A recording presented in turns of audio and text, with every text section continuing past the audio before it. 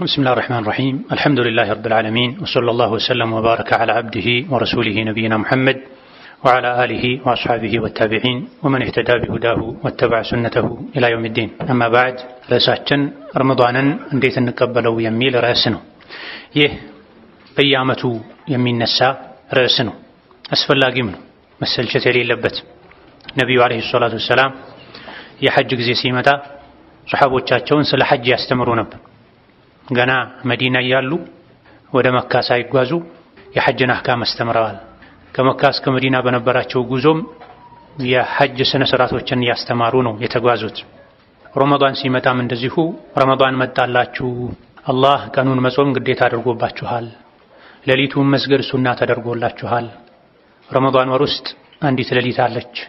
ያቺ ሌሊት በዛች ሌሊት የሚደረግ ዒባዳ በአንድ ሺህ ወር ከሚደረግ ዒባዳ ይበልጣል። በማዕና الحديث የዚህችን ሌሊት ኸይር የተነፈገ ሰው የአላህን ረሕመት የተነፈገ እድለ ቢስ ሰው ነው ይሉ ነበር ነብዩ ሰለላሁ ዐለይሂ ወሰለም كما روي في الحديث። ስለዚህ ረመዳን ሲመጣ ሁሌም ስለ ረመዳን ቀደም ብሎ ማወቅ፣ መማር፣ መታወስ። የውድሕያ ጊዜ ሲመጣ፣ የዓረፋ ጊዜ ሲመጣ ስለ ዓረፋ አሽሩ ዘል ሒጃ ህግጋቶች መማር፣ መታወስ አስፈላጊ ነው። ልጅ መዳር የፈለገ ሰውም እንደዚሁ ስለ ልጅ መዳር፣ ልጅ የሚገርዝ ሰው ስለ ልጅ መገረዝ፣ አዲስ ሱቅ መክፈት የፈለገ ሰውም ስለሚከፍተው ስለሚሰራው የሥራ አይነት መማር አለበት።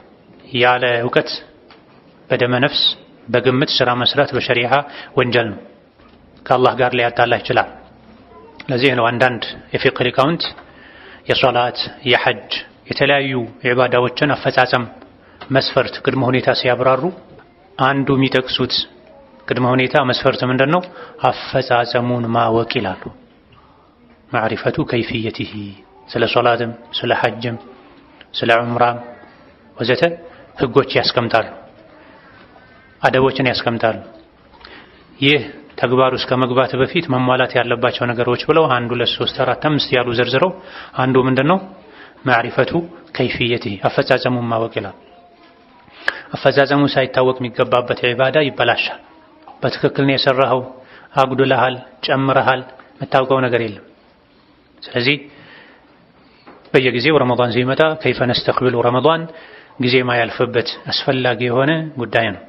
ማናውቀውን እናውቅበታለን፣ የረሳነውን እናስታውስበታለን፣ የተሳሳትነውን እናርምበታለን። ሰው ረሽ ነው፣ ይረሳል። ትናንት የተማርነውን ዛሬ እንረሳለን። ትናንት የሰማነውን ሩቡን ልንረዳ እንችላለን፣ ሌላውን እንረሳለን። ስለዚህ ተክራር ያስፈልጋል፣ መደጋገም ያስፈልጋል። እነሆ ሻዕባን እየተገባደደ ይገኛል።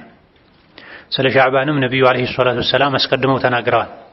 ሻዕባን 15ኛው ሌሊት ላይ አላህ ተባረከ ወተዓላ ባሮቹን በሙሉ ይምራል። በአላህ ያሻረከና ከወንድም ከእህቱ ጋር የተጣላ ሰው ሲቀር አልያ ደግሞ የቢድዓ ሰው ሲቀር ተብሏል። ሙሻሂን የሚለው ከወንድሙ ከእህቱ ጋር የተጣላ ተብሎም ተፈስሯል። ሙሻሂን ማለት እንዳጠቃላይ ከአህለ ሱና ጋር የተጣላ የቢድዓ ሰው ተብሎም ተፈስሯል። ይህ ማለት ሻዕባን 15 ከመምጣቱ በፊት የሰው ልጅ ከጌታው ጋር ያለውን ግንኙነት ማስተካከል፣ ከነቢዩ ጋር ከሱና ጋር ያለውን ግንኙነት ማስተካከል። እኔ ምን ቢድዓ አለብኝ? ቢድዓ ያለበት ሰው አይማርም ተብሏል። እኔ ምን ሽርክ አለብኝ? ሽርክ ያለበት ሰው አይማርም ተብሏል። ይሄ ከአላህ ጋር ከነቢዩ ጋር ሊኖረን የሚገባ ግንኙነት ነው። ተውሂድ ላይ ሱና ላይ መሆን አለብን። ከቢድዓ ከአዲስ ፈጠራ ስራን ሰው እንዲያልኝ ብሎ ከመስራት ጠርተን ጥርት ያለ ተውሂድን ይዘን ልንኖር ይገባናል። ሁሌም ይበልጥ ደግሞ የምህረት አጋጣሚ ሲመጣ ሻዕባን 15 የምህረት ቀን ነው ተብሏል። ሐዲሱን ሶሒህ ነው ضعيف ነው ትንሽ ኺላፍ አለበት። አልባኒን ጨምሮ የተወሰኑ ሊቃውንት እና ሹዐይብ አልአርናውጥ አልኢማም አልአልባኒ ሌሎችም ሶሒህ ብለውታል። ሻዕባን 15ኛው ሌሊት ላይ አላህ ሁሉንም ይቅር ይላል። በአላህ ያሻረከ የሽርክን ወንጀል የሰራ ቢድዓ የሰራ ባንዱ ማዕና ከወንድም እህቱ ጋር የተቆራረጠ ሲቀር ተብሏል። ሻዕባን ላይ ስራ ወደ አላህ ይቀርባል ተብሏል። የዓመቱ ስራ ሻዕባን ላይ ነው ወደ አላህ የሚቀርበው። ሳምንታዊው ስራ ሰኞና ማክሰኞ ነው ወደ አላህ የሚቀርበው። ዕለታዊው ስራ ዐስርና ፈጅር ላይ ነው ወደ አላህ የሚቀርበው። ሐዲስ ላይ ተነግሯል። የቀን ስራ ዐስር አካባቢ ወደ አላህ ይወጣል። የማታ ስራ ፈጅር ላይ ወደ አላህ ይወጣል። የሳምንቱ ስራ ሰኞና ሐሙስ በሳምንቱ ሁለት ይወጣል። የዓመቱ ስራ ሻዕባን ላይ ወደ አላህ ይቀርባል። ታዲያ ስራው ቀርቦ ሲታይ ከወንድሙ ጋር የተጣላ ከእህቱ ጋር የተጣላ ዞር አርጉት ይሄን እስኪታረቅ ድረስ አቆዩት ይባላል። ስራው አይቀርብም፣ አላህ ዘንድ አይታይለትም፣ አያልፍለትም። እንደዚሁ ደግሞ ሻዕባን ላይ ነብዩ አለይሂ ሰላቱ ወሰላም ጾም ያበዙ እንደነበረ ተነግሯል። ለምንድን ነው ሻዕባን ላይ ጾም ያበዙ ሲባሉ ስራ ወደ አላህ የሚቀርብበት ወር ነው፣ ጾመኛ ሆኜ ስራ የአላህ ዘንድ እንዲቀርብ እንዲታይልኝ ፈልጋለሁ ብለዋል። ሰኞና ሐሙስ ስራ ወደ አላህ ሲቀርብ የተጣላ ሰው ስራ ማይታይለት ከሆነ ሻዕባንም የተኮራረፈ ሰው የሰራው ስራ አይታይለትም ማለት ነው፣ አይቀርብለትም፣ ወደ አላህ አይወጣም ማለት ነው። ስለዚህ ከረመዳን ዝግጅት አንዱ የሻዕባን ዝግጅት ነው። ለሻዕባንም ዝግጅት ያስፈልገዋል። በመጾም በመቅራት ተውበት በማድረግ ሰደቃ በመስጠት ባለሀብት ዘካ በማውጣት ድሃዎች እንዳይቸገሩ ለረመዳን አስቤዛ የቤት ወጪ እንዲያገኙ ሻዕባን ላይ ሰደቃ ነው ዘካ ማውጣት ጊዜው ከሻዕባን ጋር ተቀራራቢ የሚሆንለት ሰው የዘካ አመቱ ከሻዕባን ጋር ተቀራራቢ የሚሆንለት ሰው ሻዕባን ላይ ቢያወጣ ጥሩ ነው። ወይላ አብዛኞቹ ደጋግ ሙስሊሞች ቀደምቶች ያወጡ የነበረው የአመቱ መጀመሪያ ሙሐረም ላይ ነበር። ብዙ ሰው ግን አሁን በዘመናችን ረመዳን ላይ ነው የሚያወጣው። ረመዳን ዘካውን ማውጣት ሱናና ተጨማሪ ሰደቃን እንዳያበዙ እንቅፋት ይሆናል። ንግድ በጀመርክበት ጊዜ ከተቻለ በሻዕባን ዋጅቡን ዘካህን አውጣ። አቅም ያለው ሰው ረመዳን ላይ እጅህ የያዘውን ሱና ተጨማሪ ሰደቃ ነው መሰጠት ያለበት እንጂ አስቀድሞ ማዘግይቶም አብዛኛው ሰው ረመዳን ላይ ነው ዘካ ማውጣትን የሚወደው። ዘካን ረመዳን ላይ ማውጣት ልዩ አጅር ልዩ ትሩፋት አለው የሚል ዘገባ የለም። ረመዳን ላይ ኸይር ማብዛት ይወደዳል። አዎ ኸይር ማብዛት ይወደዳል። በበጎ ፈቃደኝነት የምታደርገውን ኸይር ነው። ዘካ ልክ እንደ ሶላት በጊዜ የተገደበ ግዴታ ነው። አመቱ በሞላበት ጊዜ ነው ዘካ መውጣት ያለበት። ሆኖ ተጠጋግቶ ሻዕባን ላይ ብታወጣ ጥሩ ነው። ምስኪኖችን ለረመዳን እንዲዘጋጁ ያግዛቸዋል። ተጠጋግቶ ትንሽ አስቀድመህ ረመዳን ላይ ብታወጣ እንዲሁ ረመዳን ላይ ኸይር ስራ ይበልጥ ይወደዳል ስለሚል ችግር የለውም። ግን ሱናውን ሰደቃ መሸፈኛ መደረግ የለበትም። ዋጅቡን ዘካህን እንደ ግዴታ አውጣ። ሰደቃ ብዙ ነው የተባለው ከሰደቃው ከዘካው በተጨማሪ ሰደቃ አውጣ። በዚህም ዝግጅት ያስፈልጋል። አፍ በመባባልም ዝግጅት ያስፈልጋል። ከአብዱላህ ኢብኑ መስዑድ እንደተነገረው ቀደምቱ ሙስሊሞች ረመዳንን ውስጣቸው ላይ ለሙስሊም ለወንድም እህታቸው ቅሬታ ኖሮ ከመቀበል በጣም ይጠነቀቁ ነበር ብለዋል። ሰሐቦች፣ ታቢዒዮች፣ ደጋግ ቀደምቶች ውስጣቸው ላይ ቂም ይዘው ጥላቻ ይዘው ቅሬታ ይዘው ረመዳንን አይቀበሉም ነበር። ቤትን ለረመዳን ብሎ ማጽዳት እየተለመደ ነው። ለረመዳን ልብስ መቀየር፣ አዲስ ልብስ መግዛት፣ ማጠብ፣ ጀለቢያ፣ ኮፍያ፣ መስገጃ ማዘጋጀትም የብዙ ሙስሊሞች ተግባር ነው። ይሄን ውጫዊ ዝግጅት ከማድረግ ይልቅ የውስጥ ንጽህና ዝግጅት ያስፈልጋል። ልብን ማጽዳት ያስፈልጋል። አላህ ተባረከ ወተዓላ ቆሻሻ ልብ ውስጥ ኢማን አያስቀምጥም። አላህ ተባረከ ወተዓላ ቆሻሻ ልብ ውስጥ ኢማን አያስቀምጥም፣ የቂን አያስቀምጥም፣ የሱን ውዴታ አያስቀምጥም። ቆሻሻ ልብ ለኩራት፣ ለምቀኝነት፣ ለጥላቻ መሰል ሸይጣን ለሚወዳቸው ባህሪዎች ነው እንጂ የሚበጀው ቆሻሻ ልብ ለመልካሙ የጀነት ዋጋ ለሆነው ለውዴታ፣ ለራህመት፣ ለኢማን፣ ለኹሹዕ አይበጅም። ስለዚህ ከረመዳን በፊት ቤት እንደምናጸዳው እንደሚጸዳው ልብስ እንደሚቀየረው ልብን መቀየር ማደስ ያስፈልጋል። የተጣሉትን ወንድም እህት መታረቅ፣ የተቆራረጡትን ዘመድ መቀጠል፣ ይሄን የእርስ በርስ ግንኙነት ደግሞ ከቤተሰብ መጀመሪያ ያስፈልጋል። አንዳንድ የሚያሳዝን ባህሪ ያላቸው ሰዎች አሉ። ረመዳን መጥቷል ያሉ ለውጭ ሰው ቴክስት ያደርጋሉ፣ ይቅርታ አድርጉልኝ ይላሉ። ነገር ግን አጠገባቸው ያለች የበደሏት ባለቤታቸውን ይቅርታ አይጠይቁ፣ የበደሏቸው ወላጆቻቸውን ይቅርታ አይጠይቁ፣ ደሞዙን ከልክለው ያሰቃዩት ሰራተኛቸውን ይቅርታ አይጠይቁ። ከውጭ ነው የማስመሰል ህይወት። ይሄ መሆን የለበትም። ፈብዳ ቢመን ተዑል አልአቅረቡና አውላ ቢልማዕሩፍ። ሰደቃ ስትሰጥ ኃላፊነታቸው ካለብህ ሰዎች ጀምር፣ ከቤተሰብህ ጀምር፣ ከነፍስህ ጀምር፣ ከሚስትህ፣ ከልጅህ፣ ከእናትህ፣ ከአያቶች፣ ከአክስቶች እንዲህ ያልከ ቀጥል። የሚሰጠው ሰደቃ ላይ መልካም ስነ ምግባርህም ቀድሞ ለቤተሰብህ ይድረስ።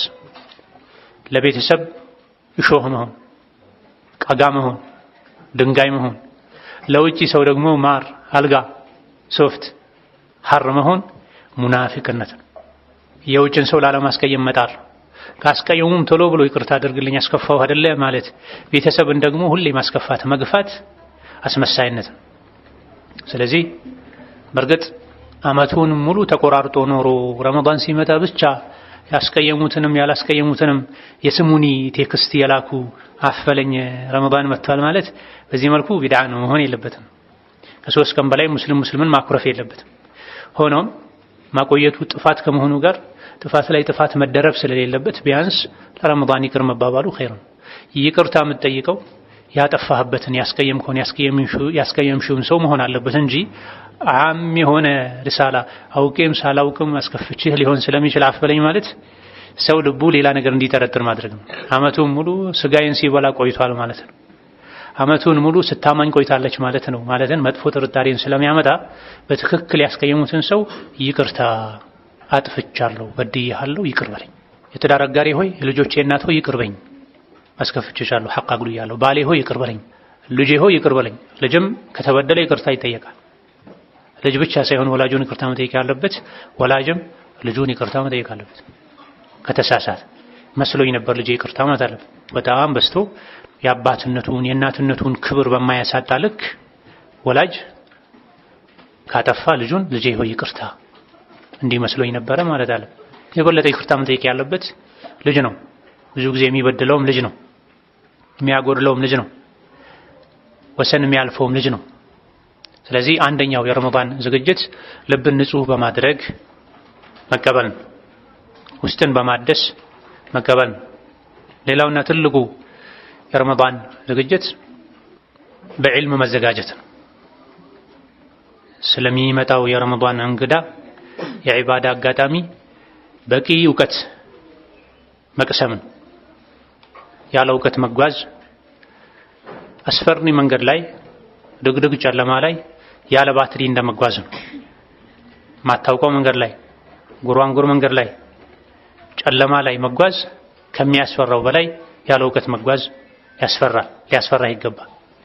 ሰዎች በማያውቁት መንገድ ሲጓዙ ዝም ብለው በግምት አይሄዱም፣ ይፈራሉ፣ ቆመው ይጠይቃሉ። ምክንያቱም ዝግ መንገድ ገጥሟቸው መውጫ ሊያጡ ይችላሉ። ወደ አውሬ መንጋጋ፣ ወደ ጫካ፣ ወደ ገደል የሚወስድ መንገድ ሊገቡ ይችላሉ። መንደር ላይ ሀገር ላይ ሲጓዙ ከእውቀት ጋር መጓዝ ከሚያስፈልገው በላይ ስለ ዲን፣ ስለ ሐጅ፣ ስለ ጾም፣ ስለ ጋብቻ ከመግባት በፊት አስቀድሞ ማወቅ ያስፈልጋል። ተዓለም ወለይሰ ዩለዱ አልመርኡ ዓሊመን ወለይሰ አኹ ዒልሚን ከመን ሁወ ጃሂሉ ወኢነ ከቢረ አልቀውሚ ላ ዒልመ ዒንደሁ ሰጊሩን ኢዘ ልተፈት ዐለይሂ አልመሓፊሉ። ተማሪ ማንም የተማረ አዋቂ ሆኖ አይወለድም። ተማሪ ያልተማረ ሰው ትልቅ ችግር ሲገጥመው ይዋረዳል፣ ግራ ይጋባል ተብሏል። ጾም የሚያፈርሱ ነገሮችን ማወቅ፣ ለጾመኛ የሚጠሉ ነገሮችን ማወቅ፣ የጾምን አጅር የሚቀንሱ ነገሮችን ማወቅ፣ ለጾመኛ አጅሩን ከፍ ያደርጋሉ የሚባሉ ነገሮችን ማወቅ። ከዛ በፊትም አርካኑ ሲያም የጾም አርካኖች፣ ማዕዘኖች፣ መሰረቶች የሚባሉ አሉ። እነዚህን ማወቅ ያስፈልጋል። ኒካህ ሲደረግ ምን ተሟልቶ ነው ኒካህ የሚደረገው? ዝሙት እንዳይሆን ህይወቴ ብሎ ሰው ተጨንቆ የኒካህ መስፈርት እንደሚያሟላው ሁሉ ከጾም በፊት የጾም ህግጋትን ማወቅ ያስፈልጋል። ካልሆነ ከምግብና ከመጠጥ መታቀብ፣ መራብና መጠማት ብቻ ይሆናል ማለት ነው። ከንቱ ልፋት። አላህ ይጠብቀን። ለዚህም ነው ነቢያችን አለይሂ ሰላቱ ወሰላም ምን ብለዋል? ስንትና ስንት የሚጾም ሰው አለ ከመጾሙ መራብና መጠማትን እንጂ ምንም የማያተርፍ። ስንትና ስንት የሚሰግድ አለ ከመስገዱ እንቅልፍ ማጣትና መድከም እንጂ ምንም አያተርፍ ብለዋል አለይሂ ሰላቱ ወሰላም። ማን ነው ጾሞም ከመራብና ከመጠማት ውጪ ምንም አያተርፈው? የጾም ህግጋትን አስቀድሞ ማያውቅ ሰው። የአቡ ሁረይራ ሐዲስ ላይ ቡኻሪ የዘገቡት አንዳችሁ ከጾመ ትርፍ ቃል እንዳይናገር፣ የብልግና ቃል እንዳይናገር፣ አንድ ሰው ቢሰድበው እንኳ የስድብ መልስ አይስጥ፣ እኔ ጾመኛ ነኝ ብሎ ይለፍ ብለዋል ነብዩ ሰለላሁ ዐለይሂ ወሰለም። ውሸትና ሐሜት ጾምን ያጠፋል ያሉ ዑለሞች አሉ፣ ከታቢዒዎች ጀምሮ ኢብኑ ሐዝምን ጨምሮ። ጾመኛ ሆኖ መዋሸት፣ ጾመኛ ሆኖ ማማት፣ በል እንደ አጠቃላይ ጾመኛ ሆኖ ከባኢር ዙኑብ ከበባድ ወንጀል መስራት ጾም ያፈርሳል ተብሎ ሌሎችም የጾም ማሟያ የጾም አጅር የሚያጎድሉ ለጾመኛ የሚከለከሉ ወዘተ ህግጋቶች አሉ። ጾም እስከ መግባታችን በፊት ቀድመን ማወቅ አለብን። አንድ ሰው የንግድ ሥራ መስራት ከፈለገ አሰራሩን፣ ሁኔታውን፣ አካሄዱን ሳያውቅ ብር ስላለው ብቻ ዘሎ ስራ ውስጥ አይገባም። ካልሆነ ይከስራል፣ ባዶ እጁን ይወጣል። ጾምም እንደዚህ ነው። በድፍረት ዝም ብለን ረመዳንን ልንገባ አይገባም፣ ወደ ረመዳን ልንገባ አይገባም። እንግዳ ሲመጣ ምን ይወዳል? ምን አይነት ምግብ ነው የሚስማማው? እንዴት ላስተናግደው? እንዴት ልግባባ ከሱ ጋር? የቱ ጋር ላስተኛው? ምን ላልብሰው? ለምሳ ምን ላቅርብ? ለራት ምን ላቅርብ ያሉ ቤተሰብ ይጨነቃል። ለሰው እንግዳ ትክክል ነው። በአላህና መጨረሻው ቀን የሚያምን ሰው እንግዳውን ያክብር ተብሏል። ነገር ግን ከዚህ በላይ የአላህን እንግዳ ማክበር ያስፈልጋል። ረመዳን የአላህ እንግዳ ነው። የእንግዳዎች ሁሉ እንግዳ ነው። ጥሩ አድርገን ከተቀበልነው አኺራ ላይ ይመሰክርልናል። ብዙ ኸይር ይዞልን ይመጣል። በረካ ሰጥቶን ይሄዳል። አላህ በውስጡ ብዙ በረካ አድርጓል። አያያዛችን፣ አቀባበላችን ጥሩ ካልሆነ ደግሞ ይመሰክርብናል ሄዶ።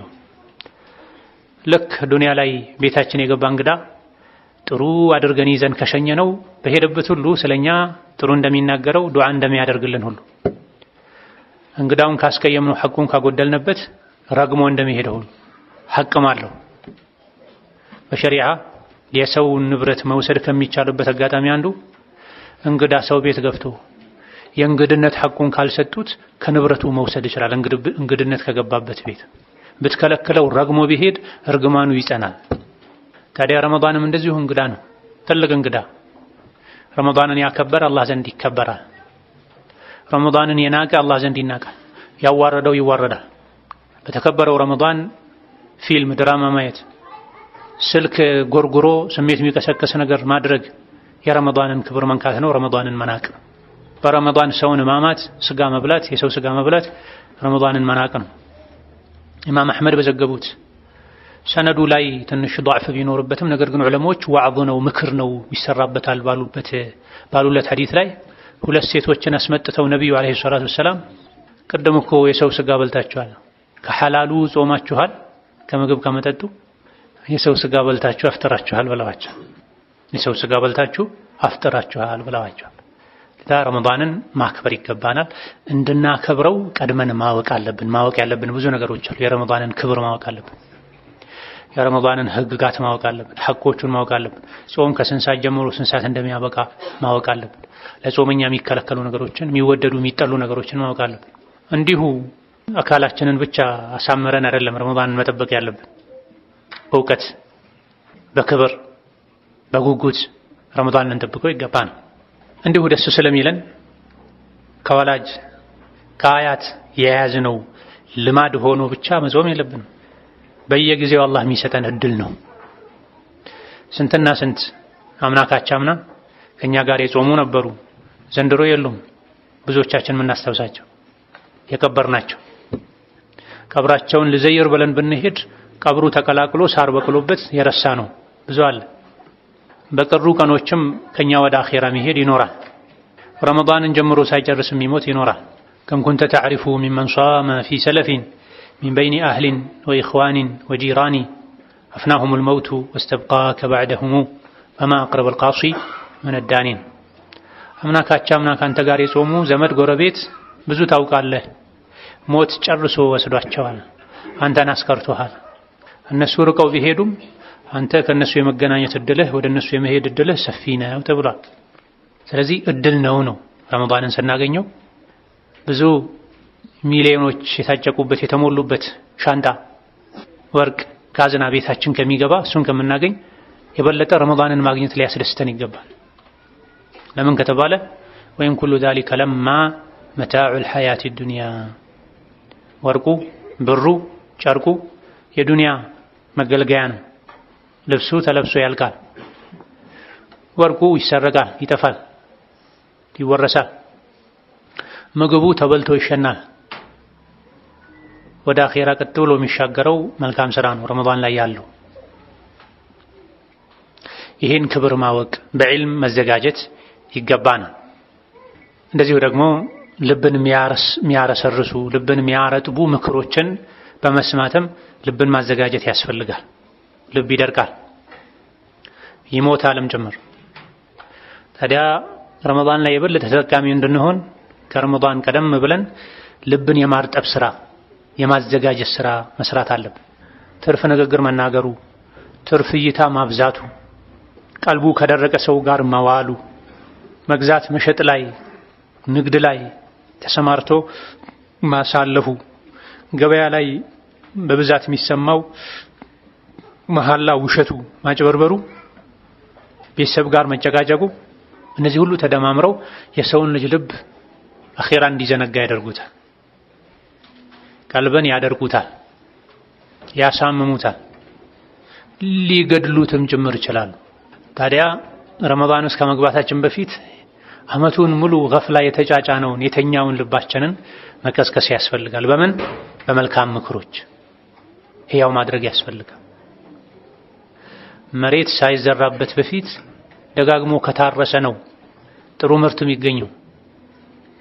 ዝም ተብሎ አሻዋ ላይ ድንጋይ ላይ አይዘራም። ደረቅ መሬት ላይም ዝም ተብሎ አይዘራም። የአንዳንዶቻችን ልብ ደረቅ መሬት ነው፣ አላህ ይጠብቀን። የአንዳንዶቻችን አሻዋ ነው፣ የአንዳንዶቻችን ድንጋይ ነው፣ የአንዳንዶቻችን ከድንጋይም የባሰ ሊኖር ይችላል። ይሄን ያለው ማን ነው? አላህ ነው ያለው ሱረቱል በቀራ ላይ ثم قست قلوبكم من بعد ذلك فهي كالحجارة أو أشد قسوة ያወቃችሁ ብዙ ነገር በማጥፋታችሁ ምክንያት አኺራ የሥራ የምታገኙበት ጊዜ ይመጣል የተባላችሁ ጊዜው ረዝሞባችሁ ተዘናግታችሁ ቸላ ብላችሁ ቀልባችሁ ደረቀ። ምን አይነት አደራረቅ? ከልሒጃራ ልክ እንደ ድንጋይ። በል አው አሸዱ አው የሚለው ቢማዕና በል ተብሎም ተፈስሯል። ወይም እንደ ድንጋይ ሳይሆን እንደውም ከድንጋይ በላይ ቀልባችሁ ደረቀ። እቺ አንዴ የምትታኘክ የምትጎረስ የምታክለዋ ለስላሳዋ የሰው ልጅ ልብ ከኢማን ስትርቅ፣ አኺራን ስትረሳ፣ ከወንጀለኛ ጋር ስትውል ከድንጋይ የበለጠ ትደርቃለች ማለት ነው። ከድንጋይ የበለጠ ትደርቃለች። ምልክትም አለው የቀልብ መድረቅ። የቀልብ መድረቅ ምልክት አለው። ምክር ሲሰሙ አለመመከር፣ የቁርአን አንቀጽ ሲሰሙ አለመገሰጽ፣ ሞትን አስታውሶ ወንጀል አለማቆም፣ ቀብር ላይ ቆሞ መሳቅ፣ መጋፋት፣ መተቃቀፍ፣ ወንጀል ላይ ወንጀል የደራረቡ መስራት፣ የወንጀል ህመም አለመሰማት ውስጥ ላይ አጠፋሁ እኮ ከአላህ ተጣላሁ እኮ አኺራዬን የሚያበላሽብኝ ስራ ሰራሁ እኮ ብሎ አለመጨነቅ፣ ለኸይር ስራ አለመጓጓት፣ እነዚህ የቀልብ መድረቅ መበላሸት ምልክቶች ናቸው። አንድ ሰው ሲያመው የሚያሳየው ምልክት አለ። ሳምባ ምልክቱ እንደዚህ ነው፣ ኩላሊት ህመም ምልክቱ እንደዚህ ነው ተብሎ ምልክቱ ታውቆ ነው ወደ ሐኪም የሚኬደው። አንድ ሰው እኔ ቀልቤ ታሟልና ቀልቤን ላክመው ላድነው ይባል ዘንድ የልብ መድረቅ መታመም ምልክት ምንድነው ነው? እዛ አካባቢ አንስተ ነበር። ወንጀል ላይ ወንጀል ይደራርባል። ወንጀል ቢሰራም ምንም አይሰማው፣ ምንም አይመስለውም፣ አያስጨንቀውም። ጥሩ ብለሃል። አንድ ሌላ አህሰንት ቁርአን ሲሰማ ምንም አይመስለውም፣ አያስተነትንም፣ አይገባውም፣ ለቁርአን ቦታ አይሰጥም። እሺ አባታችን አህሰንት። ቀብር ላይ እንኳን ሆኖ የሞተን ሰው ሊቀብር ሄዶ ሚስቅ ሰው አለ፣ ተቃቅፎ ሚሳሳም ሰው አለ፣ ስልክ የሚያወራ ሰው አለ። በዚህች አላህ በሰጠኝ አይኔ ቀብር ላይ ቆሞ ስጋራ የሚያጨስ ሰው አይቻልም። በዚህ አላህ በሰጠኝ አይኔ ሰው ሲቀበር የሚሸፈን ጨርቅ አለ አይደል? ጨርቁን የያዘ ሰው ስልክ ሲደወልለት ጥሎት ሄዶ 20 ሺህ ሲለው አይ 30 ሺህ አድርግ ሲል ሰምቻለሁ። እዛው ሁለት እርምጃ ተራምደው። ይሄ የቀልብ መሞት ምልክት።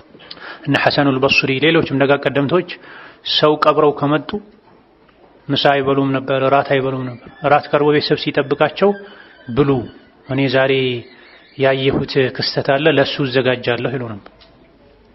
ደጋግ ቀደምቶች ዘንድ ለቅሶ ቤት የሄደ ሰው የሟች ቤተሰብ ማን እንደሆነ አያውቅም ነበር። ይሁን ማጽናናት ፈልጎ አላህ ሰብር ይስጣችሁ ብሎ ፈልጎ የሟች ቤተሰብን ለቅሶ ሊደርስ ከመጣ ሰው መለየት አይችልም ነበር። ሁሉ ማዝኖ ለነፍሱ እያለቀሰ ማለት ነው። አብዱላህ ብን መስዑድ ቀብር ላይ ሚስቅን ሰው አይተው ወላሂ ሁለተኛ አላናግርህም ቀብር ላይ ትስቃለህ እንደ ይሉ ነበር። ዛሬ ከቀልብ መድረቅ ብዛት የመጣ ለቅሶ ቤትና ሰርግ ቤትን መለየት እየከበደ ነው። فالله المستعان نعم ሌላ ማን ነበር እጅ ያነሳው? نعم احسنت ለኸይር አይነሳሳም፣ ለመልካም ስራ አይነሳሳም፣ ለኸይር ፍላጎት አይኖረውም። نعم ምክር ሲሰጠው አይቀበልም፣ አያደምጥም፣ ወደ ልቡ አይገባም፣ ሌላ ዓለም ነው የሚኖረው። እዘን እነዚህና ሌሎችም የቀልብ መድረቅ ምልክቶች አሉ። እነዚህ ምልክቶች ከታዩብን አንዱ ከታየብን ሌሎችም ምልክቶች አሉ። ለጊዜው የጠቀስነው ነው እንጂ ከረመዳን በፊት አስቀድመን ይሄን ቆሻሻ ከልባችን ማስወገድ ይኖርብናል። ሐሳብ ከሚሰርቁ ነገሮች ደግሞ ነፃ መሆን አለብን። ሌላኛው የረመዳን ዝግጅት ይሄ የዓመት እረፍት የሚባል ነገር አለ። ስራ ዓለም ላይ ማንኛውም ተቀጥሮ የሚሰራ ሰው፣ ድርጅት ላይ የሚሰራ ሰው፣ የመንግስትም የግል ድርጅት ላይ የዓመት እረፍት ይባላል። ሰራተኛ የሆነ ሰው ለረመዳን ቢችል የዓመት እረፍቱን ቢወስድ፣ የግሉን ስራ የሚሰራ ሰውም ረመዳንን ወሩን ሙሉ እንኳን ማረፍ ባይችል ሰዓቱን ቢቀናንስ፣ ስራ ምገባው በዚህ ሰዓት ነው፣ በዚህ ሰዓት ደግሞ ወጣለሁ፣ ለረመዳን ግማሽ ቀን ከሰራው ይበቃኛል፣ እስከ አስር ቢበዛ ሰራለሁ፣ አስር መስጂድ ሰግጄ ቶሎ ወደ ቤቴ ገብቼ ቤት ውስጥ ቁርአን ቀራለሁ፣ ቤቴ ጎረቤት ያለው መስጂድ ላይ ቁርአን ቀራለሁ፣ ቶሎ አፍጥሬ ከመግሪብ እስከ ኢሻ ይሄን ያክል ቀራለሁ፣ ከኢሻ በኋላ ከተራዊህ በኋላ በጊዜ ተኝቼ ከሱሁር በፊት ተነስቼ ይሄን ያክል ቀራለሁ ሰግዳለሁ መባል ፕሮግራም ማውጣት ያስፈልጋል። ይሄ ረመዳንን የማክበር አንዱ ምልክት ነው። ረመዳንን እንደሌላ ጊዜ በተለይ ዘመን ወለድ በሆነው ሶሻል ሚዲያ ስልክ መጎርጎር ማሳለፍ ሒርማን ነው፣ አለመታደል ነው፣ የእድለ ቢስነት ምልክት ነው። አላህ ይጠብቀን። ረመዳንም ስልክ ላይ፣ ሻዕባንም ስልክ ላይ፣ ሸዋልም ስልክ ላይ፣ መስከረምም ስልክ ላይ፣ የካቲትም ስልክ ላይ። የስልክ ባሪያ ነህ እንዴ አብደላህ? የስልክ ባሪያ ነሽ እንዴ አመተላህ? ከኛ ጋር እኮ ቀብር አይገባም ስልክ። ሱራጥን እኮ ደግፎ አያሻግረንም ስልክ። በዙሪያችን ላሉ ሰዎች ባለ ሚስቱ፣ ሚስት ለባሏ፣ ወላጅ ለልጆቹ ጊዜ የለውም። ነገር ግን ቻይና ላይ፣ ታይዋን ላይ፣ ዱባይ ላይ፣ ጀርመን ላይ፣ ግብጽ ላይ፣ ሞሮኮ ላይ ያለ ስራ ፈት ሰው ዝም ብሎ ለሚያጎርፈው ትርካ ምርኪ ከፍቶ ለማየት ለመሳቅ አስተያየት ለመስጠት ጊዜ አለ። ከእጃችን ስልክ ማይጠፋውን ያክል ቁርአን ከእጃችን ባይጠፋ ኖሮ መላኢካ የመጣ ሰላም የለንም። ህይወታችን የበረካ የሰላም የደስታ ህይወት ይሆን ነው። አብዛኛው ሰው በዘመናችን ደስታ አርቆታል፣ ሰላም አጥቷል። ሁከት ነው፣ ጭንቀት ነው፣ ረብሻ ነው፣ ጭቅጭቅ ነው፣ ድብርት ነው። ራሱን የሚያጠፋ ሰው የበዛ ነው። ራሴን ላጠፋ ነው እያለ በመኖርና በመሞት መሃል ያለ ሰው ብዙ አለ። አንዱ ሰበቡ ምንድን ነው? ወመን አዕረض ዐን ዚክሪ ፈኢነ ለሁ መዒሸተን ضንካ። አዕረض ዐን ዚክሪ ማለት ቁርአንን ቸላ ያለ ማለት ነው። አዕረض ዐን ዚክሪ ማለት ሐላል ሐራምን ቸላ ያለ ማለት ነው። አዕረض ዐን ዚክሪ ማለት የጧትና ማታ ዚክር፣ ከሶላት በኋላ ያለ ዚክር፣ ሲተኛ የሚባል ዚክር ቸላ ያለ ማለት ነው። በአጠቃላይ ወመን አዕረض ዐን ዚክሪ ማለት ሸሪዓን ቸላ ያለ ማለት ነው። ምን ይሆናል? እነዚህን ቸላ ያለ ሰው ፈኢነ ለሁ መዒሸተን ضንካ፣ ጭንቀት፣ ውጥረት፣ ድብርት የተሞላበት ህይወት ይኖረዋል ዱንያ ላይ። ከቁርአን በራቀን ቁጥር፣ ከዚክር በራቀን ቁጥር፣ ከሸሪዓ በራቀን ቁጥር፣ ከዱዓ በራቀን ቁጥር፣ አላህን ባስቆጣን ቁጥር ልባችን ይጨናነቃል። ወደ ቁርአን በተጠጋን ቁጥር፣ ወደ ዚክር ወደ ዱዓ በተጠጋን ቁጥር፣ አምስት ወቅት ሶላትን በሰዓቱ ከፊት ከኋላ የሚሰገደውን ሱና፣ የማታ ሱና፣ የአዱሃ ሱና፣ የቤተሰብ ሐቅ መጠበቅ፣ ወላጆችን ማስደሰት፣ ለጎረቤት መልካም መሆን፣ ያገኙትን ሁሉ ሰላሙ አለይኩም ማለት፣ እጅ ከያዘችው ያወጡ ለሰው መስጠት፣ ወዘተ መልካምነት ካለ ደግሞ ልብ ይሰፋል ከምድር በላይ ሰፊ እስኪሆን ድረስ ኸይር ስራ ባበዛን ቁጥር ልባችን ይሰፋል። ስፋቱ ከምድር በላይ ሰፊ እስኪመስል ድረስ ራሓ፣ ጡማኒና፣ ሰኪና ይሰፍንበታል። በተቃራኒው ደግሞ አላህን ባስቆጣን ቁጥር፣ ከቁርአን በራቀን ቁጥር፣ ከሸሪዓ በራቀን ቁጥር፣ ከዚክር በራቀን ቁጥር ደግሞ ልብ ይጠባል። ከመርፌ ቀዳዳ እንደው ቀዳዳዋ ረጅም ነች፣ የመርፌ ጫፏ ወጋ ስታደርግ የምትበሳታለች አይደል? ከዚያ የበለጠ ጠባብ እስኪሆን ድረስ የዓለም ተራራ እሱ ላይ የተጫኑበት እስኪመስለው ድረስ ልብ ይታፈናል። የዱከ አውከታ ወፉከ ነፈኻ ነው ነገሩ። እኛው ነው የዘራ ነው ይሄን ያመጣ ነው። ደስታን ከኛ የሚያርቀን ነገር ደስታ ይመጣል ብለን ከቁርአን ርቀን ስልክ ላይ፣ ከቁርአን ርቀን ፊልም ላይ፣ ከቁርአን ርቀን ወሬ ላይ፣ ከመስጂድ ርቀን ካፍቴሪያ ላይ፣ ከመስጂድ ርቀን አስፋልት ዳር ላይ፣ ከሐላል ሚስት ርቆ ዝሙት ላይ፣ ከሐላል ከስብ ርቆ ማጭበርበር ላይ፣ መዋሸት ላይ፣ ከመልካምነት ርቆ ማጭበርበር ላይ፣ ማታለል ላይ፣ መመቃኘት ላይ ከተሰማራ ሰው ልቡን ያጠበበው ራሱ ነው። ፈላ የሉመና ኢላ ነፍሰሁ። ስለዚህ ረመዳን ሳይመጣ በፊት ማድረግ ካለብን ዝግጅት አንዱ፣ ለረመዳን አቀባበል መደረግ ካለበት ነገር አንዱ ተፍሪጉል ቀልቢ ሚን ሸዋግሊሂ ነው። ልብን ቢዚ ከሚያደርጉ ልብን ከሚያጨናንቁ ነገሮች ልብን ነፃ ማድረግ ነው። ረመዳን ላይ ስልክ መቀነስ፣ ረመዳን ላይ ከሰው ጋር ያለን ግንኙነት መቀነስ። ኢማም ሻፊዒ፣ ኢማም አልቡኻሪ፣ ኢማም አቡ ሐኒፋ ሌሎችም ረመዳን ላይ 60 ጊዜ ቁርአን ያختሙ ነበር። ረመዳን ላይ 60 ጊዜ በቀን ስንቴ ማለት ነው? 2 ኢማም ሻፊዒ፣ አቡ ሐኒፋ፣ ኢማም አልቡኻሪ ወገይሩሁም الكثير የኢማሙ ማሊክ ልጅ ስትጠየቅ ኢማሙ ማሊክ ቤት ምን ይሰሩ ነበር ስትባል إذا دخل إلى البيت فتح المصحف ولم يكن له شغل غيره ኢማም ማሊክ ቤት ገቡ ቁርአን ገልጦ መቀመጥ ነው። ሌላ ስራ አልነበራቸው። ሐዲሱን ፊቅሁን ማስተማር ሁሉ ያቆሙ ነበር ደጋ ቀደምቶች ረመዳን ሲመጣ። ለምን? ወስሉል ኪታበ ወሰቢሕ ፊህ ሙጅተሂዳ ፈኢነሁ ሸህሩ ተስቢሕን ወቁርአኒ። ምክንያቱም ረመዳን የዚክር፣ የዱዓ፣ የቁርአን ወር ነው። የሰደቃ ወር ነው። የወሬ፣ የፊልም፣ የድራማ፣ የነሺዳ፣ የመንዙማ፣ የእንጉርጉሮ፣ የእንቅልፍ፣ የጫት ወር አይደል። የዒባዳ ወር። ዓመታዊ ገበያ ነው። ያ አብደላህ ዓመታዊ ገበያ ታውቃለህ? የባህል ገበያ ብለው ሰዎች ይዘጋጃሉ። ቀናቶች ሲቀሩት ክፍለ ሀገር ሄደው ዕቃ ያመጣሉ፣ ቦታ ያዘጋጃሉ፣ ሰራተኛ ይጨምራሉ። ምን ሲሆን? የበዓል ገበያ ሲሆን፣ የዓመት ገበያ ሲሆን። ሀከዛ ረመዳን መውሲሙ ኸይር፣ የኸይር ገበያ በዓመት አንዴ እንጂ ማይገኝ። ከአንዳንድ ታቢዒዎች እንደተነገረው ሐዲስ ማስረጃ ባይኖረውም የታቢዒ ንግግር ነው። ረመዳን ላይ የሚሰገድ አንድ ሱና ሶላት ሌላ ጊዜ እንደሚሰገድ አንድ ፈርድ ሶላት ነው አጅሩ። ረመዳን ላይ የሚሰገድ አንድ ፈርድ ሶላት ሌላ ጊዜ እንደሚሰገድ ከረመዳን ውጪ እንደሚሰገድ 70 ፈርድ ሶላት ነው አጅሩ ከፍ ብሎ። ረመዳን ላይ አንድ ጊዜ የምትባል ሱብሃንአላህ በሌላ ጊዜ ከረመዳን ውጪ የሚባል ሱብሃንአላህ ነው ተብሎ። ይሄን አግኝቶ ማን ነው ተኝቶ የሚያደር? ስልክ የጎረጎረ የሚያሳልፍ፣ በወሬ የሚያሳልፍ፣ በጫት የሚያሳልፍ፣ በመንዙማ የሚያሳልፍ የሱዳን የሶማሌ የምናምን ጃሂልያ አሚያ የጀልና ነው፣ ድንቁርና ነው። የዘመኑ ደግሞ ነሺዳ የሚባል አለ። የረመዳን ነሺዳ።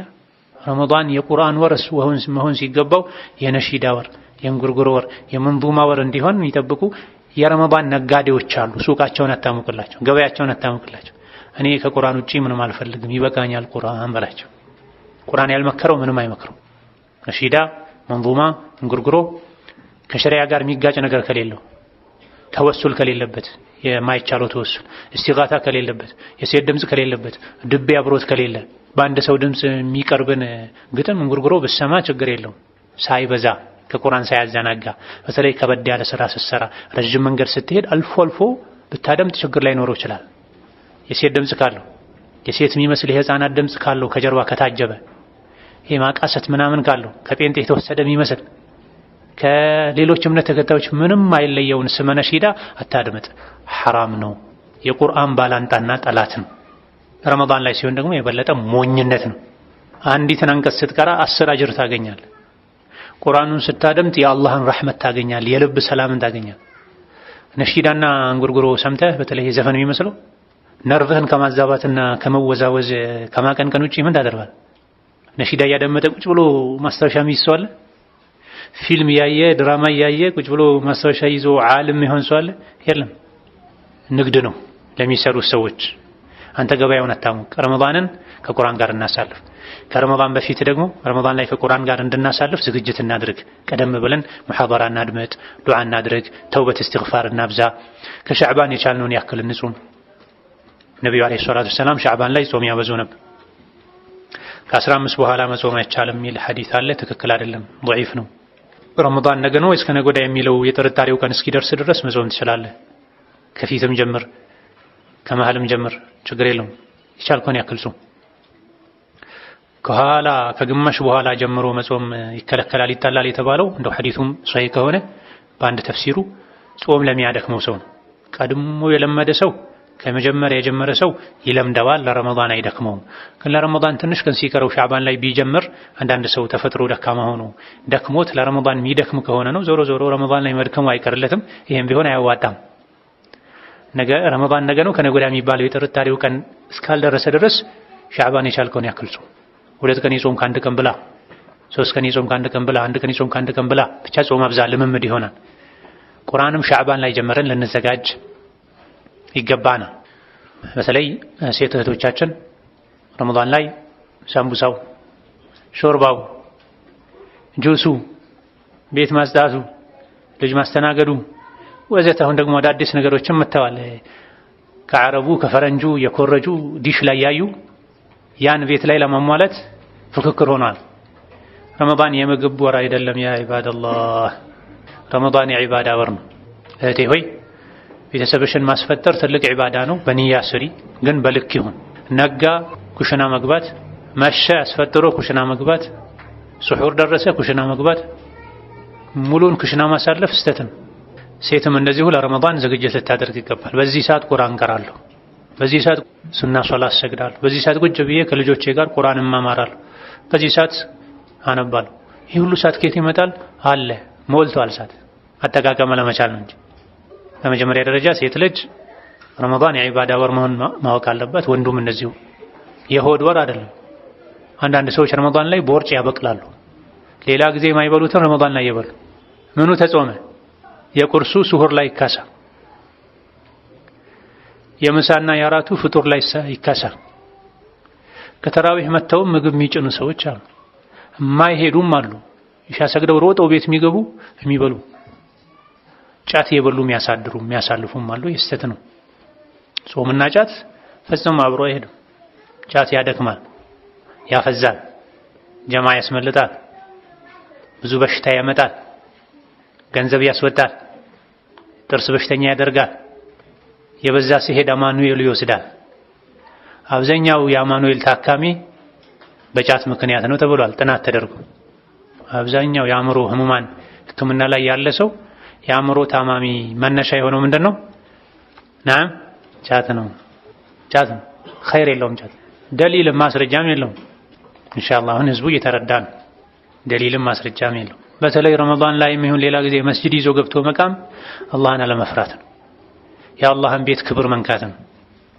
የዱዓ መሳሪያ ነው ብሎ መናገር ደግሞ ከአላህና ከመልእክተኛው ቀደም ማለት። የዱዓ መሳሪያን ዱዓ ሙስተጃብ እንዲሆን ሰበብ የሚሆኑ ነገሮችን አላህና መልእክተኛው ነግረውናል። ጫት የሚል ነገር የለም። ጫት ወይም ቃት የሚባል ነገር የለም። በአረብኛ ቃት ነው የሚሉት። የመን አካባቢ ፍየሎች በልተውት ነው የተለመደው ይባላል። 2 ሰዎች ፍየል እያገዱ የሆነ ጊዜ ላይ ማታ ማታ ምንም ፍየሎች አላስተኛ ሲሏቸው እረኞቹ ጥናት ማድረግ ጀመሩ። አንዳንዴ እየጮሁ ያድራሉ፣ እያስካኩ እየጮሁ እየተጋፉ እረኛ አላስተኛ ይላሉ። አንዳንዴ ደግሞ በሰላም ያድራሉ። ስለዚህ ያኔ በነበራቸው የአእምሮ ምጥቀት እውቀት ልክ ምን በልተው የዋሉ ቀን ነው ሳይተኙ የሚያድሩት፣ ምን በልተው የት ያገድናቸው ቀን ነው ተኝተው የሚያድሩት ብለው ተመራመሩና ጫት ቅጠል ያለበት አካባቢ ላይ ውለው ጫት ሲበሉ የዋሉ ቀን ፍየሎች ማታውን ሳይተኙ ያድራሉ። መርቅ ነው ማለት ነው። ጫት ወደ ሌለበት አካባቢ ታግደው የዋሉ ቀን ደግሞ በሰላም ተኝተው ያድራሉ። ይሄ ታሪክ ተሰማ፣ ከዛ በኋላ አንዳንድ የሚያጠኑ የሚማሩ ሰዎች እኔም እንደ ፍየሏ ሳልተኛ እንዳደር ትንሽ አፌ ላይ ሊያዛት ብለው ጀመሩት። ከዛ በኋላ ደግሞ የሚያጠኑ ሰዎች ላለመተኛት የጀመሩትን ሌሎች ደግሞ ለዒባዳ ይጠቅመናል ብለው ጀመሩት። በዚህ መልኩ ነው ሰርጎ የገባው። ሰርጎ ገብ ነው፣ መጤ ነው። ቡኻሪ ላይ የለም፣ ሙስሊም ላይ የለም፣ አቡ ዳውድ ላይ የለም፣ ሰፊና ላይ፣ አቢ ሹጃዕ ላይ፣ ባፈዱል ላይ ሩቅም ሳንሄድ የለም። መርዝ ነው፣ ነቀርሳ ነው። ወጣቱን የሚያሽመደመድ እሱ ነው። ፈዛዛ ደንዛዛ የሚያደርግ እሱ ነው። በተለይ ረመዳን ላይ መራቅ አለበት፣ ከመስጂድ መራቅ አለበት። ጎጂም ነው። ዛሬ አንዱ ስር 300 ነው 400 ነው 500 ነው አላውቅም። እሱን 300 400 500 ብብቱ ላይ አጭቆ ቤት ገብቶ ይቅማል። ሚስቱ ሽሮ መቃም እንኳን አችልም የላት። ሽሮ ያመጣል ብሎ አስጠብቅ፣ እሱ ጫት አቅፎ ይመጣል። የለም እኮ ሌላ ዓለም ሄዷል ማለት ደነዝ ሆኗል ማለት ፈዟል ማለት። ሲቅም ግን ዓለም ይገለጥለታል። እዚያ ጋር የቆመ ሲኖትራክ፣ እዚህ ጋር የቆመ ትራክተር፣ እዚህ ጋር የቆመ ላንድ ክሩዘር ነው ምንድነው አሁን ከዛ በኋላ የመጡ መኪናዎች ይታዩታል። በህልሙ ማለት ነው፣ በውን ህልሙ። ይሄ የውሸት ዓለም ላይ መኖር ማለት ነው። ይሄ ነው የጫት ሰው ሀያቱ። ማታ እየቃዠ ያድራል፣ ቀን ተኝቶ ይውላል። ሲነቃ ስራ በመስራት ያልዛለ እጁ ሚስቱን በመደብደብ ይዝላል። ልጆቹ የትም ናቸው፣ አባት ያላቸው አባታቸውን ጫት ቀምቷቸው ማሰብ እንዲሳኑ አድርጎት። ይሄ ነው ሐሉ። ጫት ለመቃም 5 ሰዓት 6 ሰዓት 7 ሰዓት ይቀመጣል። ዒልም ለመስማት 1 ሰዓት መቀመጥ ያቅተዋል። ተራዊህ ለመስገድ 1 ሰዓት ተኩል መቆም ይከብደዋል። ከሰገደም እና አዕጠይናከ አልከውተር ፈሰሊ ሊረቢከ ወንሐር ኢነ ሻኒአከ ሁወል አብተር ወላሁ አክበር ሰሚዐ አላሁ ሊመን ሐሚደ አላሁ አክበር ወሰላሙ ዐለይኩም ወረሕመቱላህ። ወደ ቤት ጫትና ዕጣን። ይሄ ነው ሶላት። ነቢዩ ዓለይሂ ሰላቱ ወሰላም እግራቸው እስኪያብጥ ነበር የሚቆሙት። አብዱላህ ብን መስዑድ፣ ሁዘይፈት ብኑ ልየማን የተለያዩ ሰሓቦች ከነቢ ጋር የሌሊት ሶላት ሰግደው ነበር። ምን አሉ? ሱረቱል በቀራን ጀመሩ ነቢዩ ዓለይሂ ሰላቱ ወሰላም። ከሱረቱል በቀራ 100 አንቀጽ ቀርተው ሩኩዕ ይወርዳሉ አልኩኝ፣ አለፉት። ጨርሰውት ሩኩዕ ይወርዳሉ አልኩኝ፣ አለፉት። ማኢዳን ቀሩ፣ ኒሳን ቀሩ። መቆመቃተው ሰሓባው ተንቀጠቀጠነት። መጥፎ ነገር አሰብኳል። ምን አሰብኩ ሲሉት ነብዩን ትቻቸው ሶላቱን አቋርጬ መሄድ አሰብኳል። ይሄ ነበር የነብዩ ሶላት። እውነት የነብዩ ወዳጆች ከሆነ አንዴ ብቻ በቆሙበት ሩኩዕ ሳይወርዱ ሱረቱል በቀራን፣ ሱረቱ አሊ ዕምራንን፣ ሱረቱል ኒሳን፣ ሱረቱል ማኢዳን 5 ጁዝ ነው። ይሄን ብትቆጥረው 5 ጁዝ አካባቢ ነው። አንዴ ቆመው 5 ጁዝ ነበር ቀርተው ሩኩዕ የሚወርዱት። ሩኩዕሳ አላሁ አክበር ሰሚዐ አላሁ ሊመን ሐሚደሁ ካን ነበር። ሩኩዕ ወርደው ራሱ ከሩኩዕ በፊት ቆመው 5ቱን ሱራ የቀሩበትን ያክል ጊዜ ሩኩዕ ላይ ያሳልፉ ነበር። ላኢላሃ ኢለላህ። እኛ የት ነው ያለነው? ምን አይነት ዒባዳ ነው የምናደርገው? በየትኛው ስራችን ነው ጀነት እንገባለን ብለን የምናስበው? 5 ጁዝ ለመቅራት በእኛ በደካማ ሰው አቀራር ከዙህር እስከ አሱር ሊወስድ ይችላል። በፈጣን ሰው በጎበዝ ምላሱ ቁርአንን በለመደ አይኑ ቁርአንን በለመደ ልቡ አእምሮ ከቁርአን ጋር በተዋሃደ ሰው አቀራር 1 ጁዝ ለመቅራት 20 ደቂቃ በቂ ነው። በመካከለኛ ፍጥነት እስከ 30። ታዲያ 5 ጁዝ ለመቅራት ስንት ሰዓት አስፈለገ ማለት ነው? 2 ሰዓት ተኩል አካባቢ ማለት ነው። 2 ሰዓት ከመሆኑ 2 ሰዓት ተኩል አካባቢ። ይሄ ፈጣን ለሆነ ሰው፣ ልምምድ ላለው ሰው። ደካማ ሰው አመቱን ሙሉ ቁርአንን ዞር ብሎ ማያይ ሰው ሳምንትም ሊፈጅበት ይችላል። እንበል ከዙህር እስከ አሱር ማለት ነው በሰነፍ ሰው አቀራር። ያውን ደግሞ ነብዩ ቀስ ብለው ነበር የሚቀሩት። ኡሙ ሰለማ እንዳሉት የሙዱ መዳ አልሐምዱሊላሂ ረቢል ዓለሚን አርረሕማኒ ረሒም ማሊክ የውሚዲን እንዲህ ነበር የሚቀሩት። ሲቀሩም የሚሳበውን እየሳቡ ነው። እንደገና እያንዳንዱ አንቀጽ ላይ የቆሙ ነው የሚቀሩት። ስንት ሰዓት ሊወስድ ነው በዚህ አቀራር? ያን ያክል ጊዜ ይቆማሉ 5 ጁዝ ለመቅራት። እንደገና ሩኩዑ ላይ 5 ጁዝ ለመቅራት የቆሙትን ያክል ይቆያሉ። ከሩኩዑም ተነስተው ሩኩዑ ላይ ያሳለፉትን ያክል አካባቢ ጊዜ ይቆማሉ። ሱጁድ ወርደውም እንደዚሁ። እዚህ ደረጃ እንኳን ባንደርስ ልምምድ ልናደርግ ይገባል። ረመዳን የምግብ ወር አለመሆኑን ማወቅ፣ ሴት ልጅ እየሰራችም ቢሆን ቁርአን ማዳመጥ፣ ዝክር ማለት፣ ልጆቿን አጠገቧ አስቀምጣ ቁርአን ማድመጥ፣ በስልክ ቁርአን ሙሐደራ ዳዕዋ ከፍታ ማዳመጥ፣ ልብን ንቁ የሚያደርጉ ነገሮችን ማድረግ። እንዳጠቃላይ ረመዳን የአላህ እንግዳ ነው፣ የተከበረ ወር ነው። ያከበረው ይከበራል፣ የናቀው ይናቃል። ያከበረው ይከበራል፣ የናቀው ይናቃል። ይሄን በማወቅ ዝግጅት ልናደርግ፣ ልናነብ፣ ልንጠይቅ፣ ልንማር፣ ተውበት ልናደርግ፣ የሰው ሐቅ ካለብን ልንመልስ፣ አላህ በሰላም ረመዳን እንዲያደርሰን ዱዓ ልናደርግ፣ ማድረሱ ብቻ ዋጋ የለውም አድርሶንም ኸይር ስራ ለመስራት እንዲያበቃን፣ መስራቱ ብቻም ዋጋ የለውም የሰራነውን ስራ እንዲቀበለን ዱዓ ልናደርግ ይገባናል። አላህ ተባረከ ወተዓላ የተቀሩ የሻዕባን ቀናቶችን በረካ ያደርግልን። በሰላም ረመዳንን የምናገኝ አላህ ያደርገን። ረመዳንን አላህ የሚወደውን ስራ በመስራት የምናሳልፍ አላህ ያደርገን። ረመዳን ላይ አግርቶልን የሰራናቸው ስራዎችንም አላህ ከሚቀበላቸው ባሮቹ ያደርገን።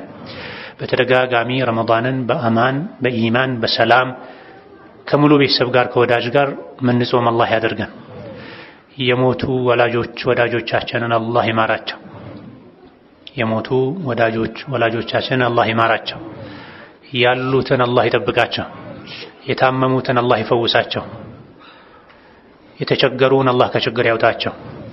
ላላገቡ አላህ መልካም ትዳር ይስጣቸው። ላገቡ አላህ መግባባትን መዋደድን አላህ ይስጣቸው። ሷሊህ ዝርያ ልጅም አላህ ይስጣቸው። የተወለዱ ልጆችን አላህ በረካ ያድርጋቸው፣ ያስተካክላቸው። ሀገራችንን አላህ ሰላም ያደርግልን። ሀገራችንን አላህ ሰላም ያደርግልን። ሀገራችንን አላህ ሰላም ያደርግልን። ሪዝቃችንን አላህ ሰፊ ያደርግልን። ሪዝቃችንን አላህ በረካ ያደርግልን። ሪዝቃችንን አላህ በረካ ያደርግልን። ጠቃሚ እውቀት ከመልካም ስራ ጋር አላህ ያድለን።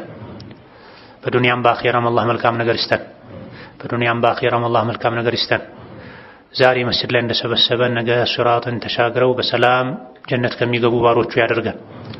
እዚህ ቤቱ ላይ እንደሰበሰበን ነገ ጀነት ላይ ምንሰበሰብ ምንገናኝ አላህ ያደርገን። አሚን። ወአኺሩ ዳዕዋና አኒል ሐምዱሊላሂ ረብል ዓለሚን። ወሰላሙ አለይኩም ወረሕመቱላሂ ወበረካቱሁ።